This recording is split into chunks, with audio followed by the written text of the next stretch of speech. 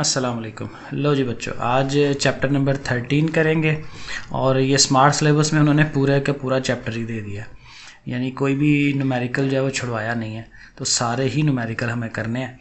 और ये चैप्टर है इलेक्ट्रोस्टैटिक का, और साथ कुछ बच्चों ने कहा था नहीं क्वेश्चन भी लिख दिया करें ऊपर, तो मैंने कहा चलें इस दफ़ा लिखते हैं सवाल और देखते हैं कि अगर ज़्यादा अच्छी समझ आती है। ओके, 13.1 अगेन कहूँगा कि जो उर्दू मीडियम बच्चे हैं ना वो भी समझ सकते हैं, सिर्फ कोशिश ये किया करें कि अपनी बुक पास रख लो, और जब आप ये 13 सवाल करने लगे हैं ना तो आप अपनी वो बुक से साथ पढ़ लो, क्योंकि ये तो हर इंग्लिश में लिखा है ना, तो आप अपनी उर्दू में पढ़ लो।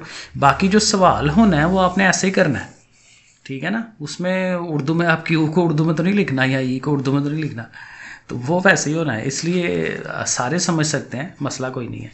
Okay, the charge of how many negatively charged particles would be equal to 100 microcoulomb। कहता है कि कुछ ना आपके पास पार्टिकल्स हैं, कुछ जैसे इलेक्ट्रॉन है, तो इलेक्ट्रॉन है काफ़ी सारे आपके पास, और हर इलेक्ट्रॉन पे या हर उस पार्टिकल के ऊपर अपना एक चार्ज है। तो कहता है कि कितने एक पार्टिकल इकट्ठे करके लें, ठीक है, कितने एक पार्टिकल्स को हम इकट्ठा करें कि उनका जो चार्ज है ना टोटली इतना हो जाए, 100 माइक्रोकूलम हो जाए, ठीक है। अब वो कितने होने चाहिए वो बेसिकली हमें फाइंड करना है। और साथ उसने ये कहा है कि assume charge on one negative particle, यानी एक पार्टिकल के ऊपर जो चार्ज है ना वो ये वाला है, 1.6 ज़रब 10 की ताकत -19 कूलम्ब। चार्ज की जो यूनिट है वो कूलम्ब होती है। अब देखें उसमें से मालूमात हमने लिख देनी है। टोटल चार्ज भाई कितना होना चाहिए, 100 माइक्रो कूलम। अब चूंकि वो माइक्रो है ना, तो माइक्रो जो है ये हमें याद होना चाहिए, वो 10 की पावर -6 होता है। सो 100 ये वाला और इसकी जगह 10 की पावर -6 कूलम। और साथ उसने ये बताया कि एक इलेक्ट्रॉन या एक जो उसका पार्टिकल है, एक अकेले के ऊपर चार्ज कितना है, ठीक है। अब हमें चूंकि क्या करते हैं, नंबर ऑफ इलेक्ट्रॉन्स चाहिए, ये पार्टिकल्स चाहिए कि कितने पार्टिकल्स होने चाहिए, तो उसके लिए ये हमारे पास फार्मूला है, Q बराबर होता है Ne, यानी कि एक इलेक्ट्रॉन या एक पार्टिकल जितना चार्ज है उसको उसकी नंबर ऑफ वैल्यू से ज़रब दे देना तो टोटल चार्ज आता है। ये सिंपल सी बात है। उसने एक बंदे के पास 10 रुपये हैं और 20 लोग हैं, तो टोटल कितने पैसे होंगे, 20 से 10 को ज़रब दे आएंगे। तो ये भी वही है कि एक पार्टिकल के ऊपर जो चार्ज है उसको जितने पार्टिकल्स हैं सबसे ज़रब दिला दें तो टोटल चार्ज आ जाएगा। ये बेसिकली टोटल चार्ज होता है। तो बहरहाल अब हमें चूंकि n चाहिए ना, नंबर ऑफ़ वैल्यूज़ कि चीज़ें कितनी हैं, वो पार्टिकल्स हैं कितने, तो उसके लिए e को उठा के उधर ले जाएंगे, e इधर मल्टीप्लाई हो रहा है उधर जाके डिवाइड होगा, तो n किसके बराबर होगा, q ओवर e, e ने ओवर में जाना है, तो देखें हमने लिख लिया q ओवर e। सिंपल काम फिर ये हुआ, सारी डिस्कशन का फिर एंड रिजल्ट क्या निकला कि हमने वो जो Q की वैल्यू है ना 100 ज़रब 10 की ताकत -6 उसको ऊपर रख लेना है, और एक इलेक्ट्रॉन का वो जो चार्ज था उसको नीचे रख लेना है, 1.6 ज़रब 10 की ताकत -19। अब इसको हल कर लेंगे, ठीक है। अब हम किसको कैसे कर रहे हैं, देखिए 100 है ना, तो 100 को 10 की ताकत 2 लिख सकते हैं, ठीक है, 2 ज़ीरोज़ है ना उसके पास, तो 10 की ताकत 2 लिखा जा सकता है। साथ ये -6 आ गई, और ये नीचे से -19 ने ऊपर आना है, तो नीचे से जब आती है ऊपर तो वो प्लस हो जाएगी, तो -19 जो है ऊपर आके जमा का 19 हो जाना है, ठीक हो गया। और अब ये चूंकि 1/6 नीचे है ना, 1/6 नीचे रखें, और चूंकि 100 का हमने वो 10 की पावर 2 बना लिया है, तो पीछे समझें कि अब 1 रह गया, तो 1 ओवर ये। अब कैलकुलेटर पकड़ें, कैलकुलेटर में 1 को तकसीम कराएं 1.6 से, तो वो 0.625 आएगा। और यहाँ 10 की इन ताकतों को हल कर लें, कैलकुलेटर में लिखें 2 - 6 = 19, तो वो आपको दे देगा जमा का 15। अब लेकिन चूंकि ये वैसे आंसर है, लेकिन इसकी स्टैंडर्ड फॉर्म होनी चाहिए, तो स्टैंडर्ड फॉर्म यही होती है कि ये जो पहला हिस्सा होता है ना, नॉन ज़ीरो पहला हिस्सा, ज़ीरो के बगैर पहला हिस्सा, इसके आगे इशारिया होना चाहिए, पॉइंट उसके आगे होना चाहिए। तो ये पॉइंट यहाँ से उठ के इधर आएगा, तो उधर से एक डिजिट आया ना बीच में, 6 बीच में आ रहा है, तो फिर एक पावर जो है वो माइनस की। ये याद रखें, जब हम इशारिये को लेफ़्ट साइड से लाते हैं ना, उल्टी तरफ से लाते हैं, तो ताकत मनफी में लेते हैं, जब हम राइट साइड से जाते हैं पीछे की तरफ तो ताकत जमा में लेते हैं। तो इसलिए चूंकि हम लेफ़्ट से आए हैं, एक हिस्सा आगे लेके गए हैं, तो माइनस की एक पावर लेंगे, तो 15 में से एक और माइनस करा दें 14। अब ये है असल आंसर, 6.25 ज़रब 10 की ताकत 14। सो सिंपल डिवाइड करने वाला काम है, लेकिन जाहिर है कि ये उस तरह, वैसे नॉर्मली बाज़ कैलकुलेटर में बच्चे पूरी रकम लिख लेते हैं, ये पूरी रकम लिखी, तकसीम ये पूरी रकम लिखी, वो खुद ही आंसर दे देता है। वो आप वो भी करके देख सकते हैं। ये असल में कैलकुलेटर का इस्तेमाल है, जो ज़्यादा अच्छा कर ले उसको उतना फ़ायदा हो जाता है। बहरहाल 13.2 इसमें क्या है, कहते हैं जी 2 पॉइंट चार्जेस, 2 चार्जेस हैं, 2 छोटे छोटे चार्ज हैं आपके पास, कुछ पॉइंट्स हैं, पार्टिकल्स हैं, जैसे इलेक्ट्रॉन है या कुछ और।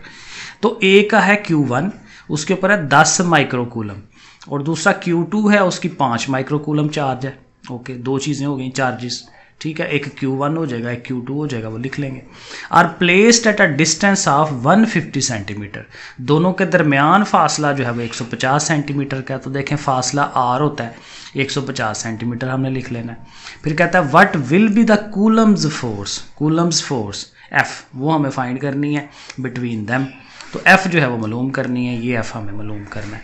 अब देखें तरतीब से बारी बारी हम चलेंगे। पहला था Q1 उसने दिया हुआ ना 10 माइक्रोकूलम, तो चूंकि माइक्रो है तो फिर वही बात 10 की ताकत -6 साथ लगाना है।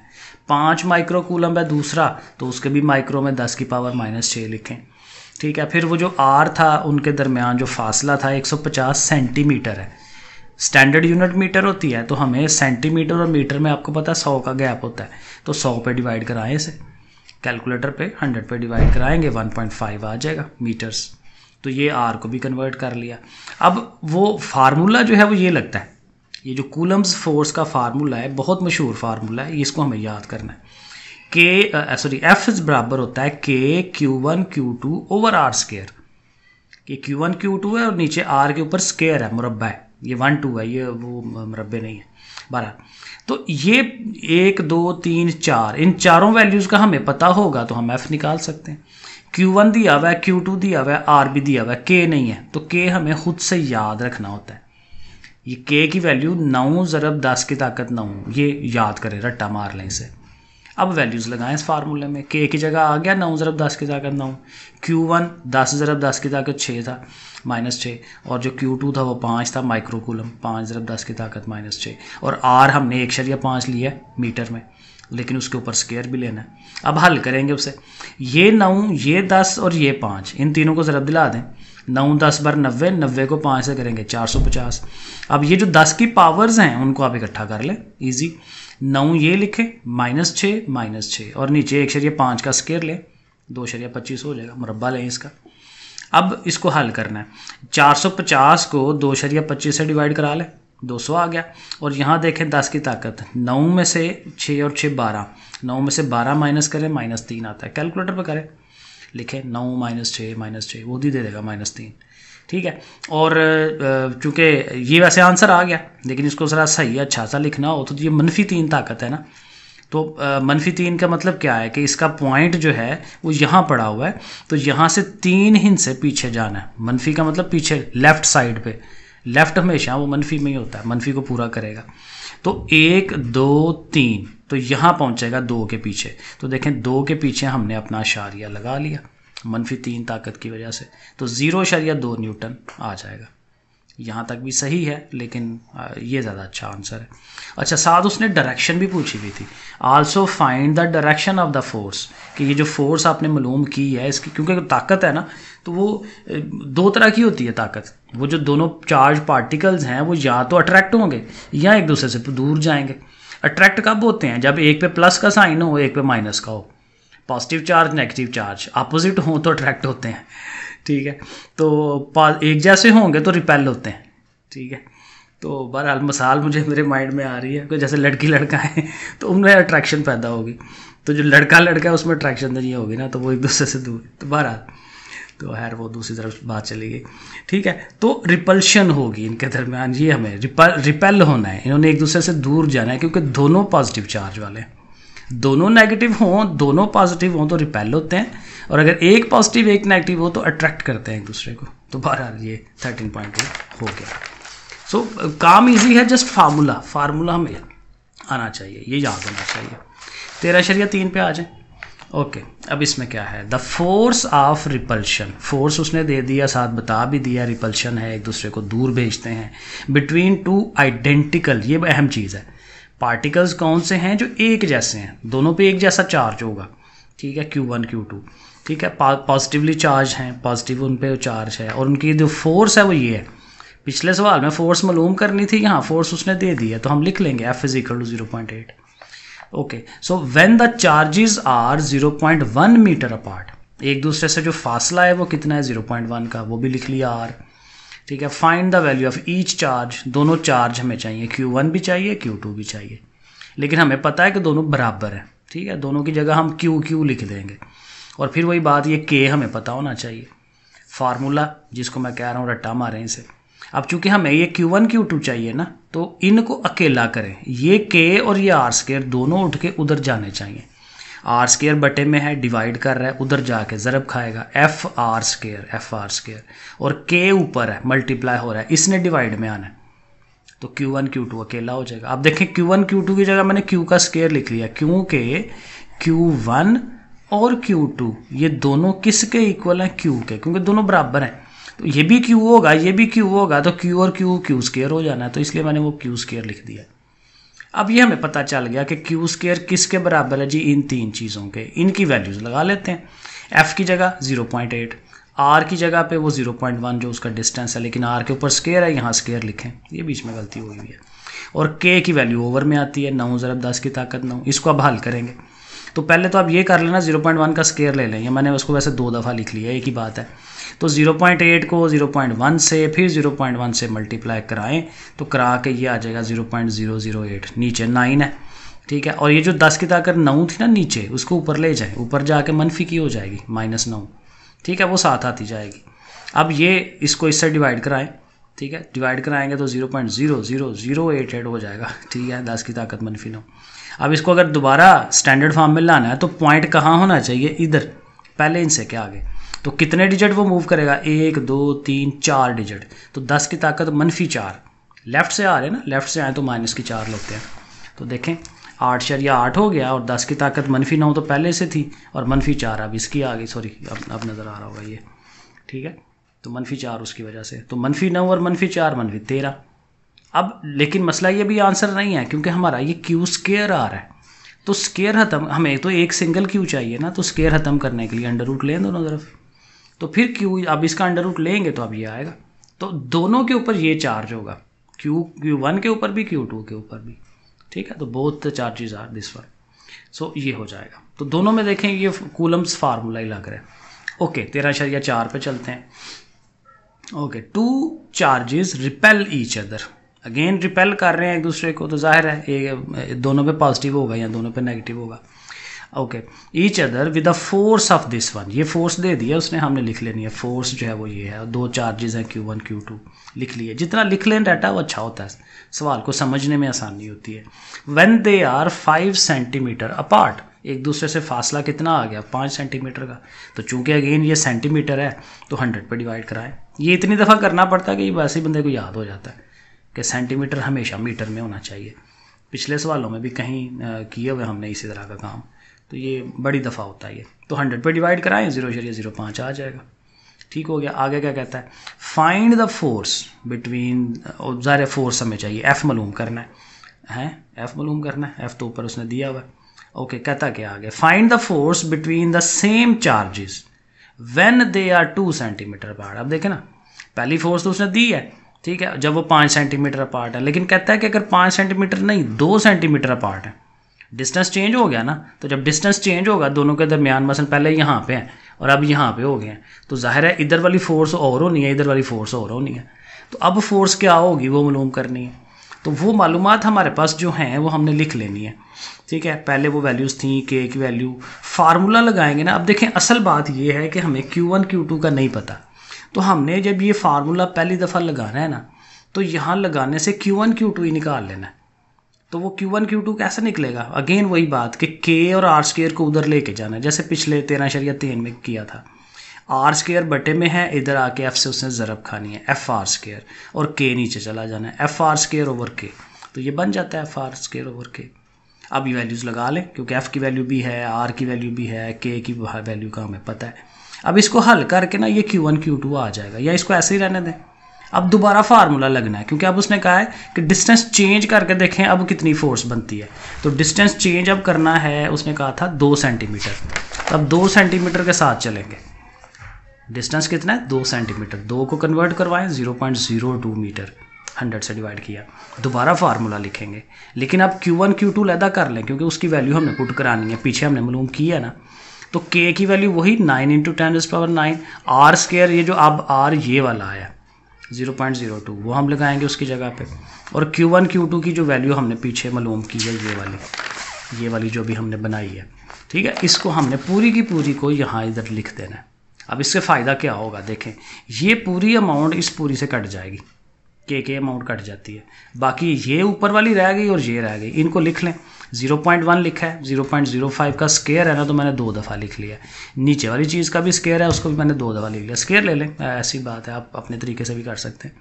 तो बहरहाल ये ऊपर वाली तीनों को ज़रब दिला दी, नीचे वाली दोनों को ज़रब दिला दी, और जो भी आंसर आए, जब चाहे आपके पास पावर में आए आप पावर में लिख लें, ठीक है, मेरे पास ऐसे आ रहा था तो आप पावर में आते हैं ऐसे ही लिखें, और ऐसे ही डिवाइड करा दें, जैसे जैसी शक्ल बनती है उनकी डिवाइड कराएं, आंसर आ जाएगा। तो मेरे पास जो आया मैंने इसको इससे डिवाइड कराया और ये आंसर। आपके पास अगर वो 10 की पावर में आता है आप वैसे लिखें, वैसे लिख के, और नीचे भी वो 10 की पावर माइनस में आएगा, तो फिर दोबारा जब आप डिवाइड कराएंगे तो ये दे देगा आंसर आपको। सही है, तो ये फोर्स होती है। सो ये हो गया। अब आ जाते हैं 13.5 पे। ओके, अब ये क्या है, the electric potential at a point in an electric field. अब थोड़ा सा सवाल चेंज हो रहे हैं, पीछे वाले सवालों से अब थोड़ा सा डिफरेंट सवाल आएंगे, ये वोल्टेज वगैरह, पोटेंशियल डिफरेंस, वो चीज़ें आ जाएंगी। अच्छा जी, उसका पोटेंशियल जो है, पोटेंशियल डिफरेंस वो है 10 की पावर 4, और देखें साथ V लिखा होता है, वोल्ट, ठीक है, ये खुद भी V होता है, तो देखें आप साथ लिख देंगे V = 10 की पावर 4 वोल्ट। अच्छा, आगे क्या है, if a charge of 100 microcoulomb, charge कितना है 100 माइक्रोकूलम का, तो चार्ज Q कितना है 100 माइक्रोकूलम, वो हमने लिख लेना है। फिर is brought from infinity to that point, ये ज़ाहिर पोटेंशियल डिफरेंस की ये डेफिनेशन में भी होता है कि ये चार्ज पड़ा हुआ है तो उसके इर्द गिर्द वो इलेक्ट्रिक फील्ड बन गया होता है, तो किसी एक चार्ज को बहुत दूर से इन्फिनिटी से हम उसके पास लेके आते हैं, तो ज़ाहिर है किसी को लाते हैं तो वो वर्क डन होता है उसके ऊपर। अब ज़ाहिर है ये थ्योरी है इसकी सारी, कभी मौका मिला तो थ्योरी करवाऊँगा। फिज़िक्स भी मेरा है ये सब्जेक्ट, मैथ के साथ ये फिज़िक्स भी है। बहरहाल अभी तो फ़िलहाल न्यूमेरिकल। ओके, सो उसको लेके आना है। So what would be the amount of work done, work done कितना होगा, कितनी उसमें एनर्जी होगी ऑन इट। अब वर्क डन फाइंड करना है, तो बेसिकली फार्मूलों पे ही जाना पड़ेगा हमें। तो V हमने लिख लिया हुआ है, चार्ज लिख लिया हुआ है। अब चार्ज फिर चूंकि माइक्रो में है तो माइक्रो आपको पता है 10 की पावर -6 लिखेंगे, 100 × 10 की पावर -6। 100 का अभी से कन्वर्ट कर लें, 100 का पीछे मैंने बताया था 10 की ताकत 2 होता है, तो वो जमा की 2 पावर वो ले लें और इधर 100 की जगह 1 लिख लें, तो 2 में से -6 होगा तो -4, तो ये चार्ज हमारा ये बन जाएगा 1 × 10⁻⁴। वर्क डन हमें चाहिए, और वर्क डन का कहता है जी ये फार्मूला है, चार्ज को पोटेंशियल डिफरेंस से मल्टीप्लाई कराना है, ये हमें याद करना है रट्टा। क्या है, चार्ज को वोल्टेज से आपने मल्टीप्लाई करा देना है। तो चार्ज ये आया 1 × 10⁻⁴, वोल्ट हमारा 10 की पावर 4 था। अब ये देखें ये सेम है, कट जाना है इन्होंने और बाकी आंसर 1 आ जाएगा। काम देखें कितना आ गया, जस्ट दोनों मल्टीप्लाई होने हैं, इन दोनों ने ख़त्म हो जाना है, 1 आंसर आ जाएगा। और वर्क जो होता है वो जॉल्स में होता है, एनर्जी है ना, ठीक है, ये जॉल्स में होती है वर्क डन। ठीक हो गया। सो आगे चलते हैं 13.6 कहते हैं जी a point charge of 2 coulomb, तो Q जो है वो कितना है 2 कूलम का, वो हम लिखेंगे, is transferred from a point at potential of 100 volt to a point at a potential of 50 volt. Charge उसके ऊपर 2 कूलम का है, हमने उसको एक जगह से लेके जाना है दूसरी जगह पे, और एक जगह जहाँ पे पड़ा हुआ है वहाँ 100 वोल्ट है उसका पोटेंशियल डिफरेंस, और जिस जगह लेके जा रहे हैं वो 50 वोल्ट है, तो पोटेंशियल का फ़र्क आ गया, एक जगह 50 है एक जगह 100 है। So what would be the energy supplied, अब एनर्जी कितनी उस पर लगेगी या वो एनर्जी आगे से कितनी देगा, क्योंकि ज़्यादा जब कोई चीज़ मूव करनी है तो एनर्जी से ही होनी है ना, ताकत ना हो तो कैसे एक जगह से दूसरी जगह जाएगा। तो ये सारा इन्फॉर्मेशन है, इसको हम यूज़ करेंगे और हल कर लेंगे। चार्ज Q 2 कूलम आ गया, A पॉइंट के ऊपर वोल्टेज है 100, B पॉइंट पे वोल्टेज है 50, और हमें E यानी कि एनर्जी जो है वो कैलकुलेट करनी है। फार्मूला देखें, बिल्कुल वही फार्मूला है, Q × V, जैसे पिछले सवाल में लगाया ना Q × V, वही फार्मूला लगा रहे हैं, लेकिन चूंकि V यहाँ पे 2 है ना तो इसलिए दोनों को माइनस करवा लेंगे, VA - VB, बड़े में से छोटा माइनस 100 में से 50 निकालेंगे 50 आ जाएगा। अब इसको फिर क्यू से ज़रब दिला दें, सिंपल। तो 50 2 बार 100, इतना सा काम है। फार्मूला वही है क्यू वी वाला, लेकिन वी चूँकि 2 है ना हमारे पास, ए वाला भी और बी वाला भी, तो दोनों को माइनस करा लेंगे। तो माइनस करा के जो आएगा उसको ज़रब दिला दें, बस दैट्स इट, हो गया। 13.7। ओके, अब ये कैपेसिटर आ गया। A capacitor holds 0.06 Coulomb's of charge. Again charge है, चार्ज को आपको पता है क्यू से रिप्रेजेंट कराते हैं। कितना है 0.06। तो ये देखें क्यू बराबर 0, किधर गया ये, आप देखें क्यू बराबर 0.06 कूलम्स चार्ज है। फिर क्या कहता है, अच्छा चार्ज है when fully charge by a 9 volt battery. Battery का जो वोल्टेज है वो 9 वोल्ट है, तो वोल्टेज वी जो है 9 वोल्ट वो लिख लिया। सो calculate the capacitance of the capacitor. Capacitor की जो कैपेसिटेंस होती है, कैपेसिटेंस को हम सी से शो कराते हैं, वो हमें मालूम करनी है। और देखें बिल्कुल सिंपल सा ये फार्मूला, ये बहुत मशहूर फार्मूला है, बार बार आता है, इसको याद करना है। क्यू बराबर होता है सी वी के, कि चार्ज जो है वो कैपेसिटेंस और वोल्टेज के मल्टीप्लाई के बराबर होती है। तो यहाँ से हम कोई भी चीज़ मालूम कर सकते हैं। हमें क्या चाहिए, सी चाहिए ना, तो वी को उधर जाना चाहिए, सी अकेला होना चाहिए, तो वी उधर जाके डिवाइड कराएगा क्यू ओवर वी। तो बस क्यू की वैल्यू ऊपर लगाएं, वी की वैल्यू नीचे लगाएं, तकसीम करा दें, देखें आराम से आ गया आंसर। और ये कैपेसिटेंस आ गई 6.67 10⁻⁻3। सवाल बड़े छोटे हैं, लेकिन ज़ाहिर है फार्मूला आता हो तो सवाल आएंगे ना, तो फार्मूले ज़रूर। और ये मैं कहता होता हूँ कि हर चैप्टर के जब आप वो न्यूमेरिकल्स फार्मूले कर रहे होते हैं ना, तो एक पेज के ऊपर उसके सारे फार्मूले लिख के उसके चैप्टर के साथ चस्पा कर लें, तो वो क्या कहते हैं, स्टेपलर लगा लें, क्योंकि जब भी आप वो चैप्टर पढ़ें तो आपको पता हो भाई इसमें ये फार्मूले यूज़ होते हैं। ओके, आगे चलें। 13.8। A capacitor hold 0.03 Coulomb's of charge. यहाँ पे भी चार्ज आ गया, क्यू 0.03 है। When fully charge by a 6 volt battery, वहाँ पे 9 वोल्ट की थी, यहाँ पे 6 वोल्ट की बैटरी है। सेम क्वेश्चन है यहाँ तक, आगे का पता नहीं। So how much voltage will be required for it to hold 2 coulombs of charge. अब ये आगे से उसने ट्विस्ट डाल दिया, कहता है कि अगर वो 2 कूलम का चार्ज हो, यहाँ पे तो था ना 0.03 कूलम्स चार्ज, अब कहता है उसकी जगह 2 कूलम चार्ज हो, तो फिर उसके वोल्टेज जो है वो कितना होगा, क्योंकि यहाँ पे इसके लिए बैटरी कितनी है 6 वोल्ट की, इतने कूलम चार्ज के लिए 6 वोल्ट की बैटरी है। लेकिन अगर वो कहता है 2 कूलम चार्ज हो तो फिर कितने वोल्टेज की बैटरी, ज़ाहिर है उससे भी ज़्यादा की हमें चाहिए होगी। लेकिन वो कैसे करना है, इसी फार्मूले को यूज़ करते हुए हम करेंगे, देखें कैसे, मज़े का काम है। पहले उसने चार्ज दे दिया है, वोल्टेज दे दिया है, अब नए वोल्टेज को हमने मालूम करना है वी डैश, ठीक है। लेकिन साथ उसने ये कहा है कि जो अब का नया जो चार्ज है वो 2 कूलम्स के बराबर है। अब देखें बेसिक फार्मूला हम लगाते हैं, Q is equal to C V. जो पहला Q है और पहला V है वो आप लगाएं, और यहाँ से C को अकेला कर दें, 6 ज़ाहिर है उधर जाकर डिवीजन में चला जाएगा, ये C की वैल्यू को यहीं पे छोड़ दें। अब उसी फार्मूले को दोबारा लिखें, लेकिन अब डैश के साथ, नई चीज़ों के साथ, Q dash is equal to C V. C वही रहनी है क्योंकि चीज़ तो वही है ना, उसी चीज़ को हम यूज़ कर रहे हैं, कैपेसिटेंस वही रहनी है, तो Q के ऊपर भी डैश, V के ऊपर। अब Q नया है 2 और नया वोल्टेज ये तो हमें मालूम करना है, तो नए वोल्टेज को ले जाए इधर V डैश को, ज़ाहिर इधर मल्टीप्लाई हो रहा है, उधर जाके डिवाइड में होगा। अब देखें यहाँ से भी C की वैल्यू आ गई, यहाँ से भी C की वैल्यू आ गई। जब ये और ये बराबर हैं तो फिर उनकी ये साइडें भी तो बराबर होनी चाहिए ना। तो ये जो आया ना 0.03 ओवर 6 और 2/V, ये दोनों आपस में बराबर हो जाएंगे, क्योंकि वो उनके दोनों सीज बराबर थे, तो ये दोनों साइडें भी बराबर होनी है। यहाँ से V डैश निकाल लेंगे, ये होता है क्रॉस मल्टीप्लाई। ऐसे V डैश ने इसके पास जाना है, 6 ने इसके पास जाना है, तो V डैश गया इसके पास, ये देखें आ गया, और 6 और 2 ने मल्टीप्लाई होना है, ये मैंने गलत कर दिया था यहाँ पे, तो 6 2 बार 12 हो जाएगा, सही है। अब 0.3 इससे मल्टीप्लाई हो रहा है ना, उधर जाके डिवाइड कराना है, तो 2 6 बार 12 हुआ था, 12 को ये डिवाइड कराएगा 0.03 और डिवाइड करा दें, 400 वोल्ट आ जाएगा।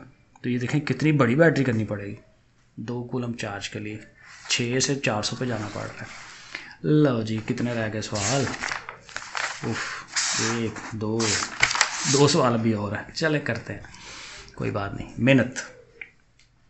13.9। ओके, अब आ गया जनाब वो जो कैपेसिटर्स को लगाते हैं ना पैरेलल में और सीरीज़ में, ये वो वाला अब सवाल आएगा। 2 कैपेसिटर्स ऑफ कैपेसिटेंस 6 माइक्रोफैरड और 12 microfarad are connected in series. तो उनको हमने सीरीज़ में लगाया। ये असल में चीज़ याद रखने वाली होती है, क्योंकि सीरीज़ के फार्मूले और होते हैं और पैरेलल के और होते हैं। और वोल्टेज उसका कितना है, 12 वोल्ट। तो देखें कैपेसिटेंस पहली C1 है, C2 हो गई, वोल्टेज भी लिख लिया, साथ साथ जो जो बताता जाता है साथ साथ लिखते जाएं। Find the equivalent capacitance, capacitance equivalent CE, capacitance C होता है लेकिन इक्विवेलेंट के लिए E लिख लेते हैं साथ। ये हमें चाहिए, ये हमें मालूम करना है। फिर और भी कुछ चाहिए, फाइंड द चार्ज Q भी चाहिए हमें, वो भी मालूम करना है। एंड द पोटेंशियल डिफरेंस, और वोल्टेजेस वो जो V1 V2 हैं वो भी चाहिए अक्रॉस ईच कैपेसिटर, हर कैपेसिटर, क्योंकि एक कैपेसिटर C1 है एक C2 है तो उनका वोल्टेज भी V1 V2 होगा। अब ये चार चीज़ें हमें मालूम करनी है। पहले हम C पे ही चलेंगे, उसके लिए देखें सीरीज़ की जो कैपेसिटेंस होती है ना उसका ये फार्मूला है, इसको हमें याद करना है। सीरीज़ में बटे में प्लस करते हैं और जब वो पैरेलल में होता है ना तो सीधा सीधा जमा कर लेते हैं C1 C2 को। तो जाहिर है कि अब C1 6 आया हुआ है, C2 12 आया हुआ है, इसका हमें LCM लेना पड़ेगा क्योंकि बटा है, ओवर है। तो 12 आता है ना 6 के टेबल में, तो 12 ही इसका LCM होगा। फिर रूल क्या होता है LCM का, ज़ोआफिकल का, 6 2 बार 12, 2 आया, 2 ने ऊपर इससे मल्टीप्लाई होना, 2 1 2। 12 एक बार 12, 1 आया, 1 ऊपर लिखें, 1 1 बार 1, और 2 और 1 कितना हो जाएगा 3, 3 बटा 12। और चूंकि ये भी ओवर में है ये भी, तो इसको उल्टाएं क्योंकि हमें तो C चाहिए ना, ऐसे उल्टा कर दें, CE ऊपर चला जाएगा तो इसका भी 12 ऊपर 3 नीचे, और 3 से 12 को डिवाइड कराएं 4, तो इसकी इक्विवेलेंट कैपेसिटेंस जो है वो 4 आ जाएगी इस फार्मूले के थ्रू। अभी हमने C निकाल लिया, अब हमने वो चार्ज भी चाहिए और वोल्टेजेस भी चाहिए। तो चार्ज के लिए सिंपल सा फार्मूला है Q = CV, जो पीछे अभी हम यूज़ करते आ रहे हैं। तो C हमारा अभी इक्विवेलेंट जो आई है, इक्विवेलेंट वाली, क्योंकि वो अकेले कैपेसिटर्स है ना C1 C2, हमें इक्विवेलेंट जो भी आंसर निकाला है वो चाहिए। तो 4 को 12 से ज़रब 48 आ गया। और ये असल में चार्ज ना एक जैसा होता है, दोनों कैपेसिटेंस पे एक जैसा होगा, C1 पे भी उतना ही होना है, C2 पे भी उतना ही होना है, इसलिए 48 एक ही आंसर आता है। लेकिन जो वोल्टेजेस है वो डिफरेंट होंगे, ठीक है। उसके लिए हमें फिर फार्मूला दोबारा वही लगाएंगे, Q = CV, क्योंकि इसमें से V भी इसी में से निकलता है ना, सही है। तो C को उधर ले जाएं तो V इधर अकेला रह जाएगा, तो C इधर ओवर में आ गया। अब 1 1 क्यों लिख रहे हैं, इसलिए कि पहले के लिए चाहिए, पहली कैपेसिटेंस लगाएंगे ना C1 तो फिर V1 आ जाएगा, जब यहाँ C2 लगाएंगे तो फिर V2 आ जाएगा। तो V1 बराबर Q की वैल्यू ये जो हमने निकाली है 48 वो लगाई, और C1 जो पीछे सवाल में उसने दिया हुआ है 6 माइक्रोफैरड, तो 48 को 6 पे डिवाइड कराएं 8 वोल्ट। अब सेकंड वोल्टेज चाहिए तो वही फार्मूला Q/C, लेकिन सेकंड कैपेसिटेंस लगाएंगे ना, पहले 6 लिखी थी, हाँ 12 लिख देंगे, और 12 से डिवाइड कराएं तो 4, तो एक कैपेसिटेंस पे वोल्टेज 8 आ गया और दूसरे पे 4 आ गया। तो ये थोड़ा याद रखना है कि सीरीज़ में हो तो वोल्टेज अलग-अलग होते हैं, चार्ज एक ही रहता है, और इक्विवेलेंट जो कैपेसिटेंस होती है उसके लिए हम ये फार्मूला यूज़ करते हैं। अब देखें अगला सवाल करेंगे ना तो आपको और बेहतर समझ आएगी, क्योंकि अब ये सवाल बिल्कुल सेम है लेकिन सिर्फ अब पैरेलल के लिए है। यहाँ उसने देखें पैरेलल का वर्ड यूज़ किया, बाकी काम वही है सारा। 2 कैपेसिटर्स हैं, एक की 6 है एक की 12 है, वही वैल्यूज़ हैं, और बैटरी भी 12 वोल्ट की है, वही सेम वैल्यूज़ हैं, लेकिन इक्विवेलेंट कैपेसिटेंस चाहिए और उनका वही पोटेंशियल डिफरेंस और चार्ज और ब्ला ब्ला वो चीज़ें मालूम करनी है। तो लिख ली C1 इतना है, C2 इतना है, वोल्टेज है, इक्विवेलेंट। अब देखें इक्विवेलेंट के लिए सीधा सीधा प्लस कर रहा हूँ, वहाँ पे बटे में प्लस कर रहे थे, यहाँ ऐसे ही। तो C1 और C2 को बस सीधा सीधा जमा कर दें, तो ये जो इक्विवेलेंट हमारी कैपेसिटेंस है वो 18 आ गई। और यहाँ पिछले सवाल में चार्ज एक जैसा था, यहाँ वोल्ट हर जगह एक जैसा रहता है, तो जो बैटरी का वोल्टेज है ना वही वोल्टेज दोनों कैपेसिटर्स के ऊपर भी होना है। तो V1 V2 V सारे आपस में बराबर हैं, और वो कितना है 12, डायरेक्ट आ गया। अब चार्ज मुख्तलिफ होंगे, चार्ज का फार्मूला भी बड़ा सिंपल, Q = CV। तो C1 जो है वो 6 है, वोल्टेज वही 12, 6 12 बार 72, और जो Q2 लेना है तो वहाँ C2 ले लें, वहाँ पे 6 की जगह 12 यूज़ हो जाएगा क्योंकि वो 12 कैपेसिटेंस है उसकी, तो 12 12 बार 144। तो चार्ज की देखें 2 आंसर्स आ गए हैं, वोल्टेज वही रहेगा और इक्विवेलेंट कैपेसिटेंस के लिए हमने सीधा सीधा प्लस कर देना। तो ये फ़र्क है दोनों में, पैरेलल में कैसे होता है और वो उसमें कैसे होता है। सही है जी, ये है काम। आई थिंक ये ख़त्म हो गया। लो जी नेक्स्ट इंशाल्लाह करते हैं 14 चैप्टर। ये देखें पूरे आधे घंटे की वीडियो बन गई है।